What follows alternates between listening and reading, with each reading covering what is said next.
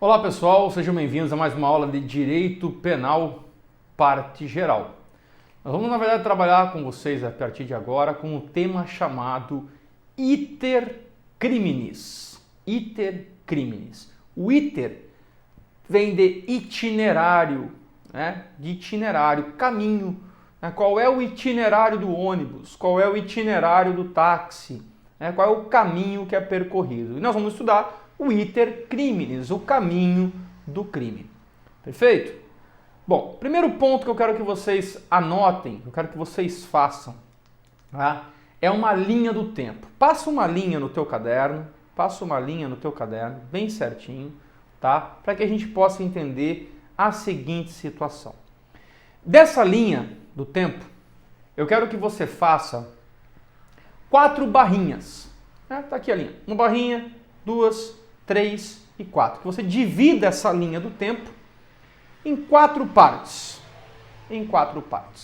Tá? E depois eu vou explicar certinho como é que nós vamos fazer essa situação toda.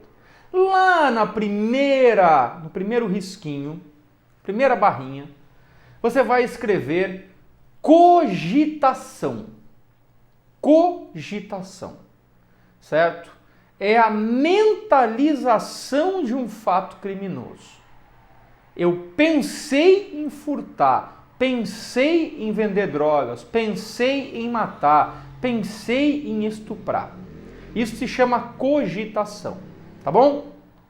Mentalização do fato criminoso. Escreve ali naquela parte da cogitação ainda, escreve a palavra impunível. Impunível, não punível, não se pune. Impunível, cogitação não se pune. Tá? Então, mentalizar um crime, eu pensei em matar uma pessoa. Não sou punido por isso. Segunda barrinha, pega na segunda barrinha agora. Você vai escrever preparação. Preparação. Que é o quê? É formar as condições prévias para a execução de um crime. Porém, ainda não se agrediu o bem jurídico, nem se colocou em risco. Tá? Simplesmente eu estou me preparando. Pode escrever também, porque ela também é impunível. Ela ainda é impunível. Então, pensar e se preparar é impunível. Fechou? Segunda fase do iter criminis. Terceira fase, terceira barrinha. Escreve lá, execução. É a partir da execução que o bem jurídico começa a ser atacado, ou ser colocado em risco, ou ser ofendido. Pode escrever agora do lado da execução, punível. Quando você começa a executar um delito, você, na verdade, já se torna passível de receber uma pena. Fechou? Execução. E a última barrinha ainda. Escreve agora na última barrinha, consumação. Consumação, anota lá. É quando todos os elementos do crime que se encontram descritos no tipo penal foram realizados. Eu cogitei, me preparei, iniciei a execução e consumei o delito. Eu concluí o delito. Agora eu quero que vocês façam o seguinte. Bem grudadinho na quarta barrinha, porque tinha uma barrinha aqui, a segunda, a terceira e a quarta. Agora, bem pertinho desta quarta barrinha, eu quero que você ponha uma assim, bem coladinha nela, tá? E você vai escrever nessa última a palavra com X, exaurimento. Exaurimento. Por que eu estou colocando elas tão pertinho? É porque na maioria dos crimes, o momento da consumação é junto com o momento do exaurimento. Exaurir é terminar de vez, é acabar de vez. Quando eu pego um revólver, quando eu penso em matar alguém, adquiro uma arma para matar esse alguém, aponto a arma para alguém e aperto o gatilho, executo, e essa pessoa morre, eu consumei o delito, a consumação e o exaurimento, elas estão assim, você não consegue nem enxergar. Elas não estão assim, ó. Elas estão assim, certo? Mas existem crimes que a consumação está aqui e o exaurimento está um pouco mais abaixo, um pouco depois, assim, né? pouco depois. Então você tem cogitação, preparação, execução, aí a consumação e o exaurimento. Mas por que um pouquinho depois? Dependendo do crime. Lembrando que para nós não nos interessa o exaurimento. O exaurimento é que eu estou ensinando vocês apenas para ter o fechamento do delito. O que me interessa é cogitar e preparar, que não são puníveis, executar e consumar, que são puníveis, e o exaurimento pode ou não pode acontecer. Vou dar um exemplo de exaurimento. Corrupção ativa. É quando o particular oferece um dinheiro para o servidor público. Ô, seu guarda, porra, não me multa, seu guarda. Olha aqui, ó, eu tenho aqui R$1.000. Se eu lhe der os R$1.000, o senhor não me multa?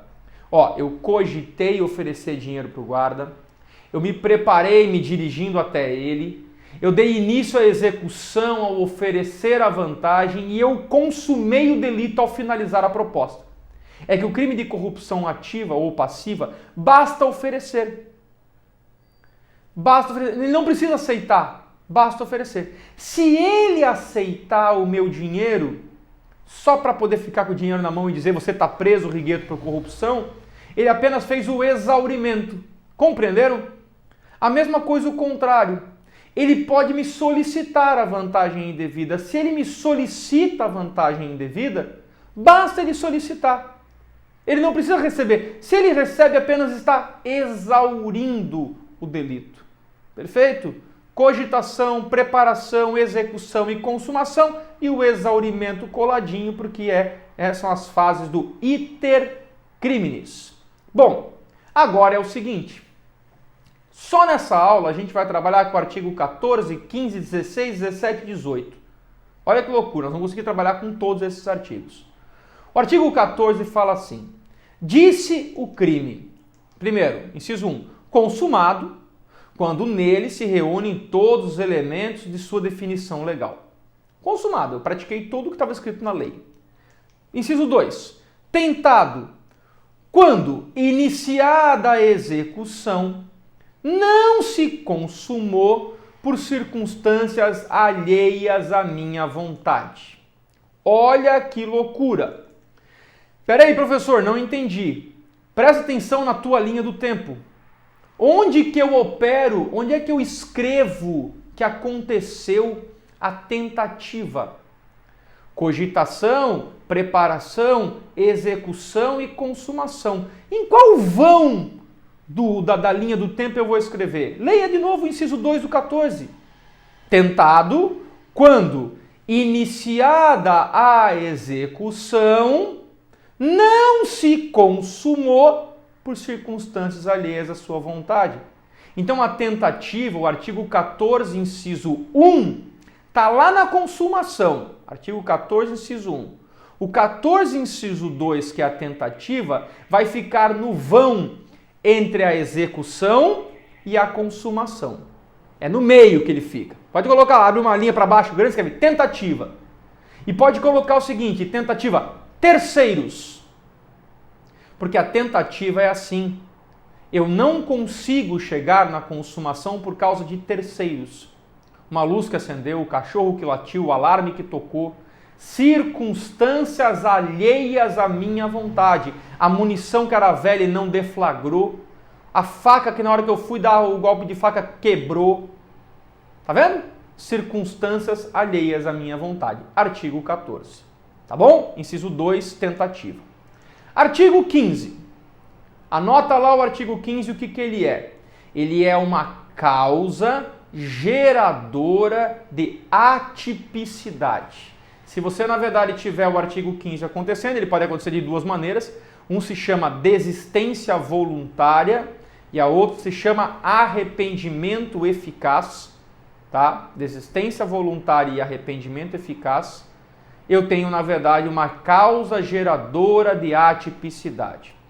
Olha só onde é que nós vamos escrever desistência voluntária e arrependimento eficaz. Artigo 15. O agente que voluntariamente desiste de prosseguir na execução,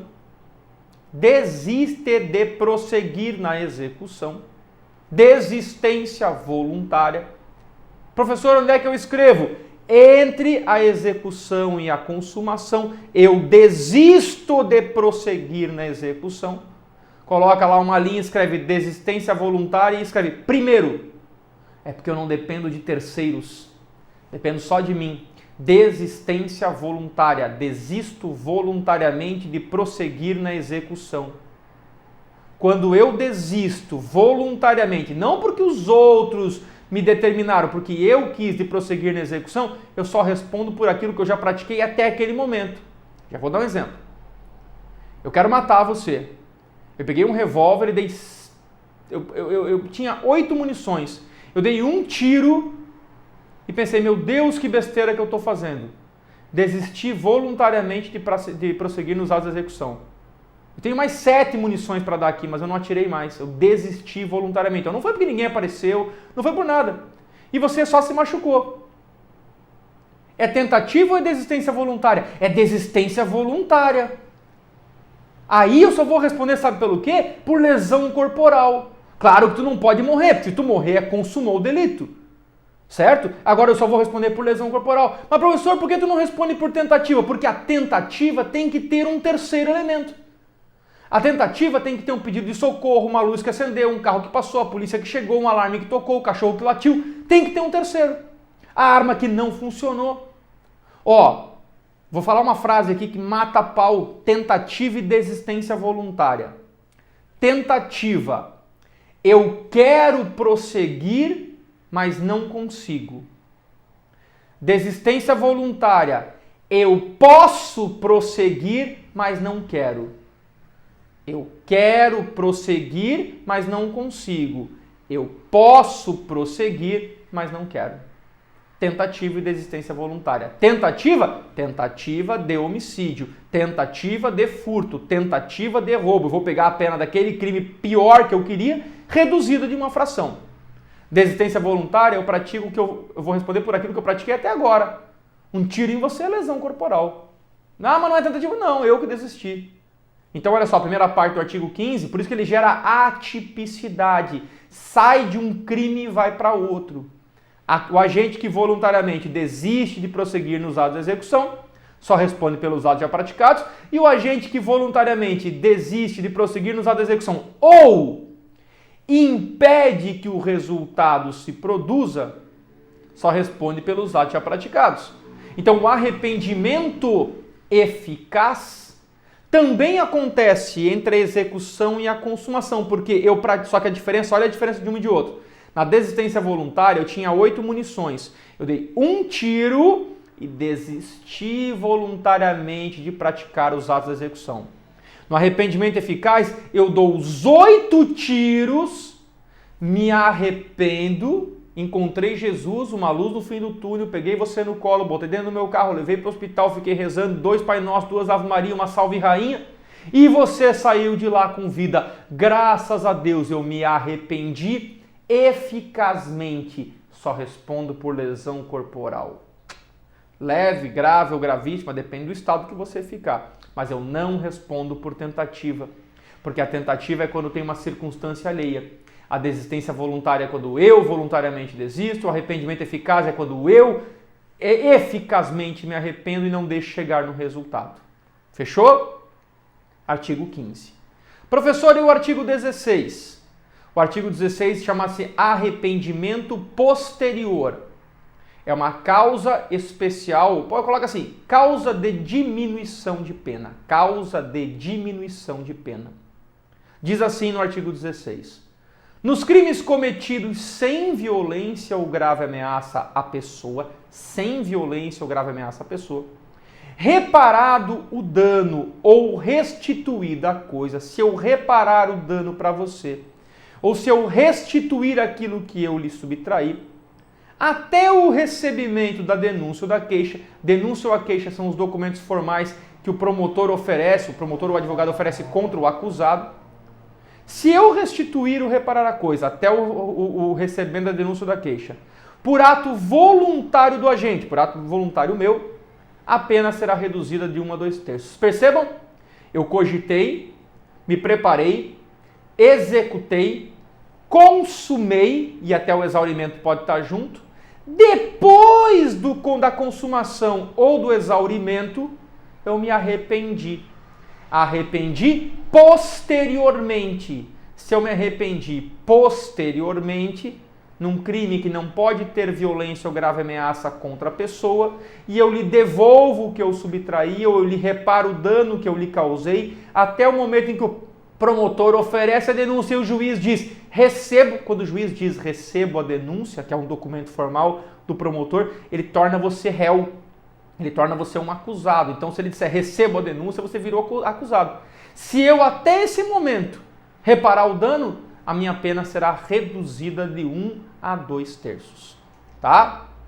Mais um artigo ainda, artigo 17, chamado de crime impossível. Olha que legal esse crime.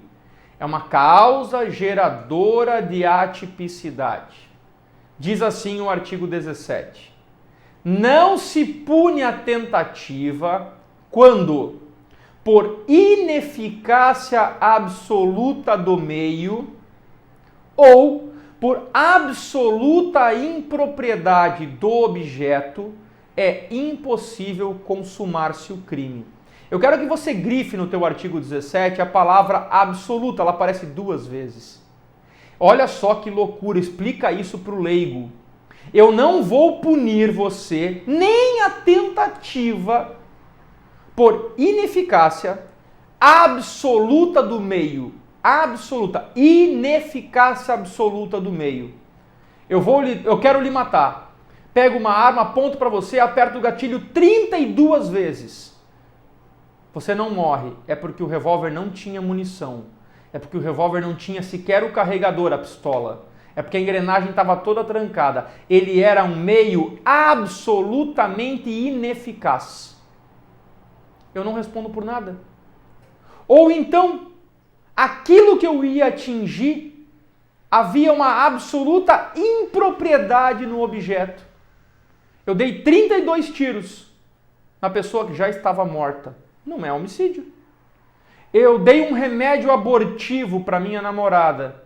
Ela não está grávida. Eu dei um AS infantil para minha namorada que está grávida achando que era um abortivo. Ela não vai abortar. Se o meio que eu utilizo é absolutamente ineficaz, ou se aquilo que eu quero atingir é absolutamente impróprio, eu não tenho crime. Eu não respondo sequer pela tentativa. É chamado de crime impossível. Perfeito? E o último artigo do Iter Crimes para a gente abordar geral aqui é apenas um conceito simples de dolo e culpa que nós já vimos lá no conceito de crime. O artigo 18 diz que crime doloso, que é o elemento subjetivo dolo, é quando a gente quis o resultado, dolo direto, ou quando a gente assumiu o risco de produzi-lo, dolo eventual. E o crime culposo, inciso 2, diz que é quando a gente deu causa ao resultado por negligência, imprudência e imperícia. E olha que legal, o que mata a pau aqui é o parágrafo único, que diz o seguinte: salvo os casos expressos em lei, agora eu abro um parênteses e digo em que a lei determina a modalidade da culpa, ninguém pode ser punido por fato previsto como crime, salvo quando o pratica dolosamente. Ou seja, se a lei disser que existe uma modalidade culposa, maravilha. Mas se a lei não disser que existe uma modalidade culposa, você só vai ser punido se tiver praticado aquela modalidade dolosamente. Ah, professor, então quer dizer que eu não tenho como ser punido por uma modalidade culposa se a lei não prevê isso? Isso. Furto só existe doloso. Se eu peguei algo seu sem querer, não há crime. Porque não há modalidade culposa do furto. Perfeito? Então, nesse passeio que a gente fez aqui, a gente deu uma estudada sobre o Iter Crimes, abordamos o artigo 14, consumado e tentado, 15, desistência voluntária e arrependimento eficaz, 16, arrependimento posterior, 17, o crime, na verdade, impossível, e o 18, apenas uma parte conceitual de dolo e culpa. Nós vamos voltar ainda nas próximas aulas a tratar das causas e concausas do artigo 13, nós pulamos, nós somos do 12 para o 14 ao 18, falta o 13 ainda, e depois ainda partimos do 19 até o 32, até o 31, para fechar o nosso conteúdo programático. Bons estudos e até o nosso próximo encontro.